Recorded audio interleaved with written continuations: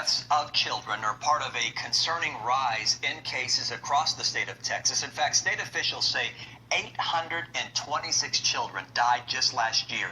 That's an increase of more than 50 deaths from 2019. Tonight, KPRC2's Devin Clark has a behind-the-scenes look through the eyes of a child investigator who's sharing the warning signs of child abuse. No parent should ever have to go through this.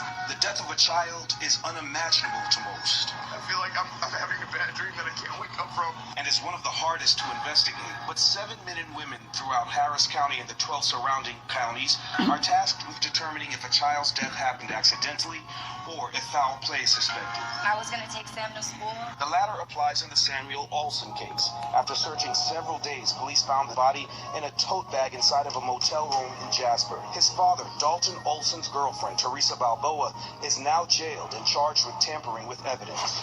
Jennifer McNulty is a child death investigator with the Texas Department of Family and Protective Services. She's not assigned to this case, but is always on the road investigating tragic deaths. Our cases that we get are priority cases, so we have to go out right away. McNulty is responsible for looking into cases across more than a dozen counties. Most of them are accidental, like drownings, chokings, and co-sleeping deaths, but others are more violent, and McNulty is in charge of finding out if the family is at fault and protecting any other children living in the home. In May, we met McNulty at the school of a child who drowned on the city's northwest side. McNulty led us into her world to see how she investigates these cases and often visits multiple families a day. Another death takes McNulty to a modest north side neighborhood where an infant was found cold and lifeless after sharing a bed with other family members. One of several reasons McNulty's findings are concerning. We ask all of our parents to take a drug test. Because McNulty discovered issues with parental drug usage, she calls Jaleesa Ross, a family-based safety services caseworker. My whole goal, especially for a grieving family, is to show compassion. Ross assesses and recommends treatment options for the parents.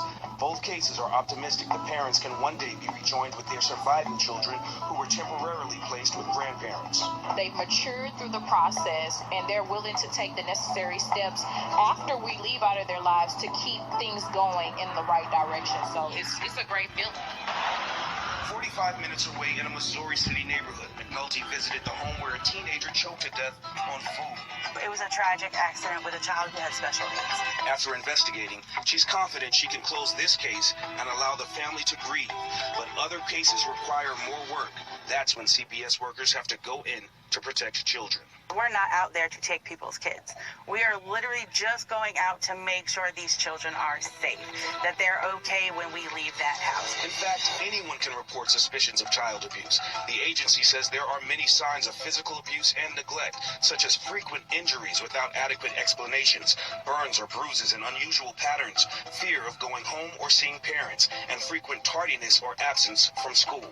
Those reports allow the agency to step in and keep McNulty from having to investigate another death. Most of McNulty's cases are accidental, but she has investigated child deaths involving serious crime. She says her goal is to close out cases within 30 to 45 days, though some may take longer depending on the circumstances.